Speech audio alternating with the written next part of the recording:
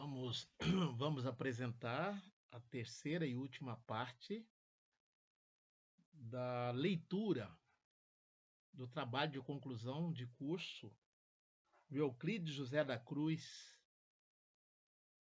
produzido há 23 anos atrás, quando ele investigou a chegada dos angolanos na cidade de Itajaí, em virtude da guerra civil que assolava aquele país. O título da monografia: Angola-Brasil: Lembranças, Práticas e Representações da Imigração Angolana em Itajaí. Nesse terceiro capítulo, como dissemos anteriormente, ele investiga a chegada e a presença nos primeiros anos desse grupo de angolanos na cidade de Itajaí, litoral norte do estado de Santa Catarina. Então, praticamente, nós reproduziremos o que ele escreveu nesse terceiro capítulo. Diz ele: com o deslocamento ocorrido e a chegada já noticiado, partiremos agora a perceber as estratégias e sobrevivências, como também as representações da população itajaiense perante a permanência desse grupo. Alguns pontos precisam ser abordados para uma avaliação da oportunidade ou não desse processo. O que aconteceu após a chegada? Houve a imediata instalação do empresário desses barcos em Itajaí? As promessas foram cumpridas? Como foi a diplomacia do governo local? Cumprindo as regras federais, esse grupo permaneceu nos barcos durante um tempo, 40 dias, sem poderem sair, pois precisaram cumprir uma quarentena. Aí o Euclides explica numa nota de rodapé o que é quarentena. Período de isolamento a que se submetem pessoas, meios de transportes e bagagem, a fim de se defender países ou localidades contra doenças infecciosas. Então ele tirou essa definição do dicionário, né, para explicar que esse processo é um processo que está dentro das normas, né, internacionais. A necessidade de fazer quarentena, sobretudo no caso dos migrantes ou refugiados. Mas percebo, diz ele, que o medo do estranho, do desconhecido, provoca marginalizações. Talvez não aceitíveis diretamente. Contudo, mas abriu margem para representações do povo itajaiense sobre esse grupo, friso, um grupo de angolanos, de africanos, que desembarcaram aqui na cidade de Itajaí. Continuando com Euclides. Diz ele: exemplo disso seriam os boatos de que esses sujeitos estariam com cólera, colocando a saúde da população em risco. Esse boato rondou a cidade, sendo desmentido nos órgãos de imprensa pelo médico Wilson Reblin, como noticiou o jornal Correio. Aí ele reproduz o que noticiou o jornal Correio. Abre aspas. Não tem fundamento o boato de que os angolanos que estão aportados em Itajaí sejam portadores de cólera. O Dr. Wilson Reblin, diretor do Departamento de Saúde Pública, nos tranquilizou informando-nos que foram realizados minuciosos exames em adultos e crianças, inclusive com testes de laboratório, nada sendo constatado. Essa notícia saiu no jornal Correio de Itajaí, no dia 7 de fevereiro de 1976. A construção do imaginário social vem caracterizado pela utilização de imagens e símbolos, visto que essas representações são veiculadas ao meio social, multiplicando-se através do discurso falado. Esse boato que rondou a cidade e que foi desmentido pelo médico mostra muito bem como o cumprimento de certas regras, sejam elas quais forem, no nosso caso a quarentena, podem dar margens à representação muitas vezes discriminatórias. Se fez uso do discurso de que, havendo no continente africano países com índice de pobreza e miséria, condições propícias a doenças contagiosas, submetendo esse grupo de angolanos ao desconforto e ao constrangimento de passarem por uma sondagem médica. E as promessas de instalar na cidade uma empresa de pescados foi cumprida? Encontrei uma referência sobre esse objetivo no boletim informativo da Prefeitura Municipal de Itajaí. Aí ele reproduz um trecho publicado no boletim. Abre aspas. Ontem à tarde, esteve na prefeitura um grupo de homens de negócios de Angola que expuseram ao prefeito o propósito de instalar em Itajaí uma moderna indústria de enlatados e pescados. A conversação, bastante objetiva, provocou um grande entusiasmo ante as possibilidades de outra excelente indústria de pesca ser instalada em nossa cidade. Fecha aspas. Então, essa notícia foi veiculada no boletim informativo da Prefeitura Municipal de Itajaí, número 19, no dia 24 de fevereiro de 1976. Sobre esse grande entusiasmo, pude entender melhor verificando a seguinte nota. Então, não satisfeito com a nota do boletim, o Euclides foi procurar nos jornais que circulavam na cidade e encontrou uma nota no Jornal do Povo, do dia 28 de 2 de fevereiro, de 1976. A nota diz o seguinte: na estrada que liga Joinville a Itajaí, há diversos cartazes anunciando Itajaí, capital da pesca. Depois dos acontecimentos que determinaram o fechamento da maioria de nossas indústrias da pesca, há o perigo de se mudar para o slogan Itajaí, a capital da pesca, sem capital. Fecha aspas. Itajaí passava por uma crise pesqueira proporcionada pelos altos custos dos subsídios, óleo, gelo, ICMS e outros, e também pela queda da safra de algumas espécies de peixe. Muitas empresas estavam fechando suas portas. Então aparece esta oportunidade de instalar uma empresa de grande porte na cidade. O entusiasmo foi contagiante. Mas, para a instalação dessa indústria, precisariam se associarem com empresariados locais, o que não ocorreu por causa do excesso de burocracia no país, diz o autor Euclides da Cruz. Durante esse impasse, o grupo de angolanos estiveram todo o tempo morando nos barcos. A liberação e a permanência definitiva no país dependia das providências burocráticas que acabaria na decisão final do Ministério da Justiça.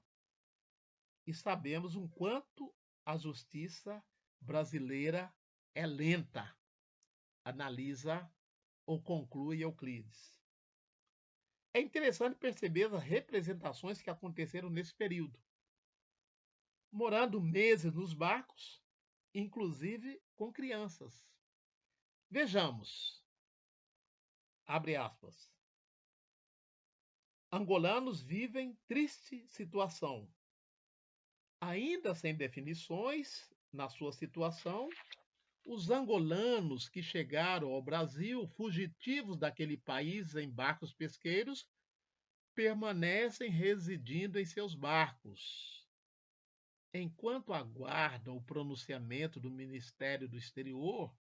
A situação dos refugiados não mudou em nada desde que aqui chegaram. Fecha aspas.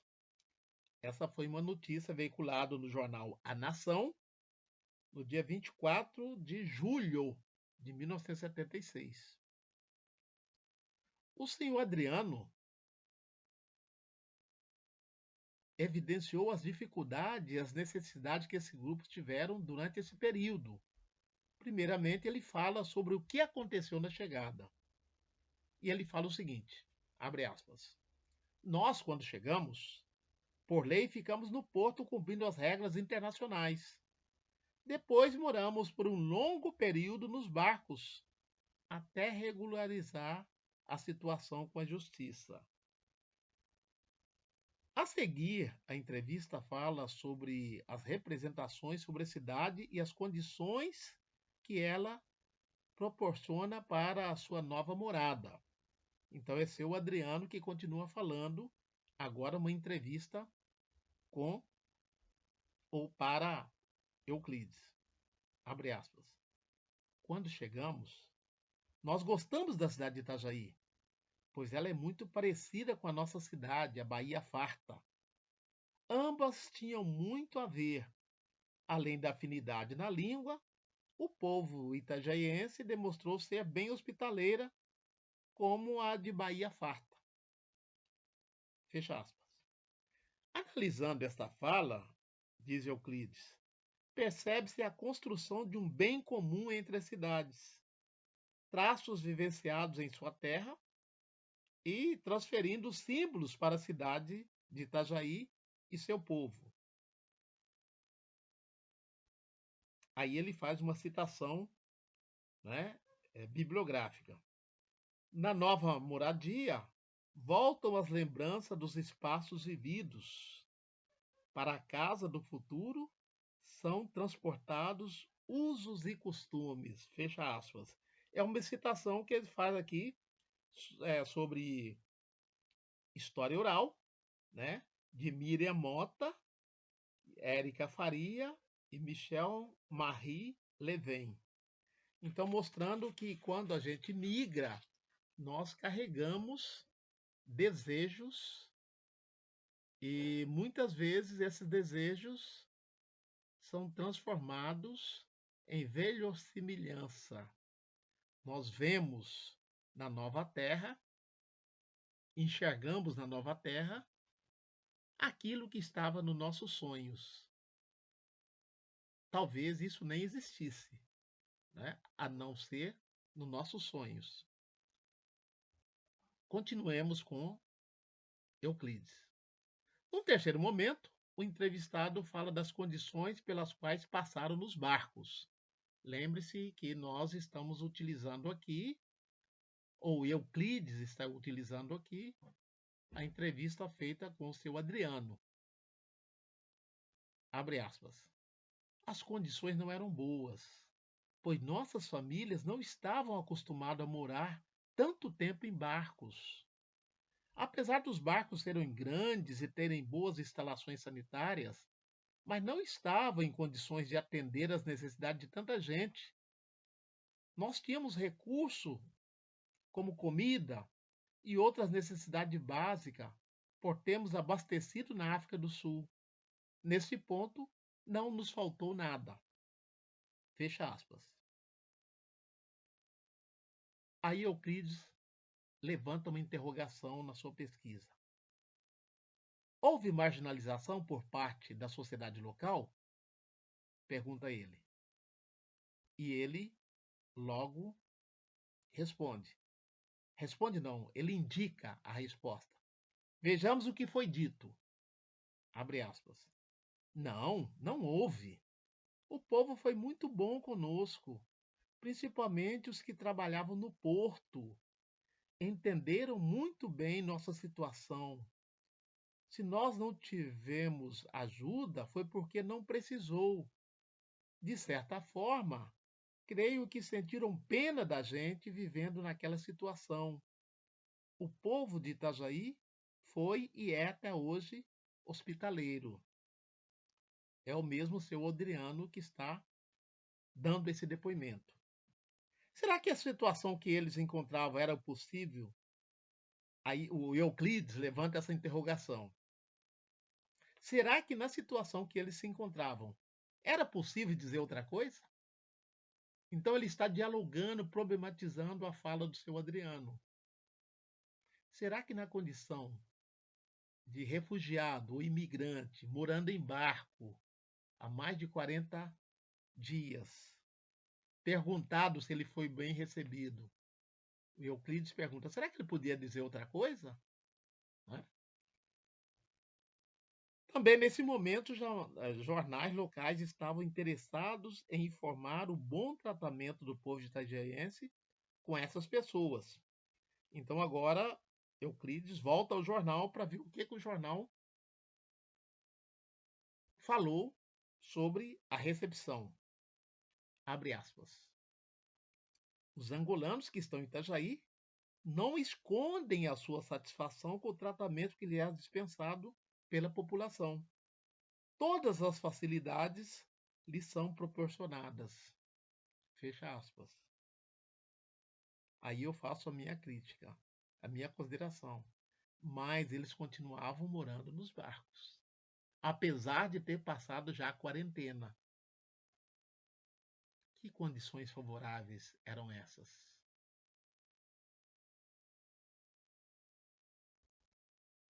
Circulando pela Servicop, os angolanos que tiram cópia dos seus documentos para trabalharem com a sua Atlântica SA, o Hilário Fuch, como sempre, colaborando em favor dos que precisam. Então, aqui, nesse trechinho, está fazendo um elogio a um certo Hilário Fuch, que estaria, entre aspas, facilitando a, vamos dizer assim, facilitando a reprodução dos documentos desses angolanos para que eles conseguissem emprego, não é? Aí é o Jornal do Comércio, do dia 20 de março de 76, que dá essa notícia de que os angolanos estão sendo bem atendidos pelo funcionário Hilário Fux, que estava facilitando a reprodução da sua documentação. Ora, como funcionário público e na condição de refugiado que eles estavam, recebidos pelo governo federal, não se tratava de benevolência nenhuma. Era o dever do acolhimento. Até porque o Brasil é signatário, né, na ONU da questão acerca dos refugiados. O Brasil tem tratado de receber refugiados. Então ele estava cumprindo o seu dever. Mas no jornal aparece como uma generosidade, como um favor. Aí Euclides faz a sua leitura. Inicialmente, pode-se pensar que esta imigração teve uma recepção muito boa, sem preconceitos, sem marginalização, etc. Mas houve, seja pela ideologia de alguns jornais, seja pelo povo itajaiense, houve a marginalização, ele afirma, como nos relata em Nova Tendência o senhor Adriano. Houve alguns engraçadinhos, diz o seu Adriano, com piadas bobas. É claro que houve alguma forma de represália, Essa coisa de povo, sempre tem algum que faz uns comentários que não é agradável, mas isso sempre tem em qualquer povo, em qualquer lugar, né? Uma vez um vizinho fez um comentário dizendo assim: há tanto brasileiro que não consegue comprar nada e eles estão há pouco tempo aqui e já compraram casas, imóveis. Contudo, não representava muita coisa esses comentários, pois em todos os réveillons eles vinham, nos abraçavam e diziam sermos os melhores vizinhos. Fecha aspas. É o seu Adriano falando. E o estranhamento com o povo novo? Quais seriam as conversas dos angolanos com a gente itajaiense? O que nós estranhamos aqui em Itajaí foi principalmente a falta de conhecimento do povo em relação a nós, pois as perguntas que nos faziam eram sem nexo. Muitos perguntavam se tínhamos vindo de ônibus, faziam confusão da África do Sul ser o continente, pois achavam que a África e a África do Sul era a mesma coisa. Eu dizia que éramos de Angola e que esta faz parte da África. Muitas vezes eu tive que perguntar se a Argentina era Brasil. É claro que não. Exatamente como Angola não é África do Sul. O povo daqui era muito mal informado das províncias portuguesas na África. Essa é uma entrevista de Adriano Alexandre Correia, também, né, um angolano na situação de refugiado. Aliás, eu, como professor de História da África, que iniciei na Univale, depois trabalhei 10 anos na Universidade Federal de Pernambuco, onde ainda continuo trabalhando no programa de pós-graduação, mestrado, doutorado, com a temática História da África, passado mais de 20 e tantos anos, 30 anos, agora, com uma disciplina obrigatória sobre História da África, no ensino fundamental médio e algumas universidades no superior, a ignorância sobre a África de nós brasileiros ainda é muito grande. Nós não conhecemos a África, embora, segundo Alberto da Costa e Silva, nós tenhamos sido civilizados pela África, porque o Brasil recebeu o maior contingente de população africana, mais do que os europeus. No entanto, nós pouco sabemos da contribuição de África para com o Brasil. Então, essa crítica que o seu Adriano Alexandre Correia faz, ela, infelizmente, ainda é válida, porque nós ainda não conhecemos a África. Como disse o cantor e compositor paraibano Chico César, o Brasil não conhece a África, mas a África sabe muito bem do Brasil. Pelas 3 vezes que eu estive no continente africano, na África do Sul, no Senegal, em Guiné-Bissau, eu constatei isso, que eles sabem muito bem do Brasil e têm uma simpatia, um carinho muito grande por nós brasileiros. Infelizmente, a recíproca não é verdadeira, sobretudo a partir do Estado brasileiro, com raras exceções. Raras exceções. Né? Quando eu digo raras exceções, e aí eu vou ter que citar o governo Luiz Inácio Lula da Silva, nos seus 2 primeiros mandatos, da Dilma Rousseff, e agora ao que me parece, no terceiro governo Lula, retomando essas relações políticas, econômicas e sociais do Brasil com o continente africano. Então, esse trabalho do Euclides nos revela um pouco, né, da nossa ignorância com relação ao continente africano, mais exatamente com os angolanos que se estabeleceram aqui na cidade de Itajaí em 1976 e aqui permanecem, embora muitos dos habitantes itajaienses desconheçam a presença dos angolanos, mas não esquecem a presença da colônia japonesa, né? Dos imigrantes ou seus descendentes alemães, italianos, poloneses, açorianos.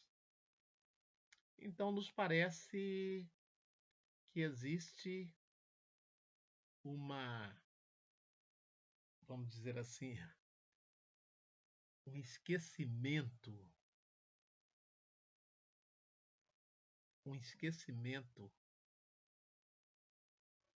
uma amnésia com relação a determinados grupos que também chegaram aqui na condição de refugiados ou de imigrantes. E aqui eu quero lembrar a presença mais do tempo presente, que é a presença dos haitianos, que merece toda uma investigação, uma abordagem que nós traremos futuramente. Africanidades conectadas. A presença dos angolanos e a sua permanência em terras Papa Siri. Grande abraço a todos e todas.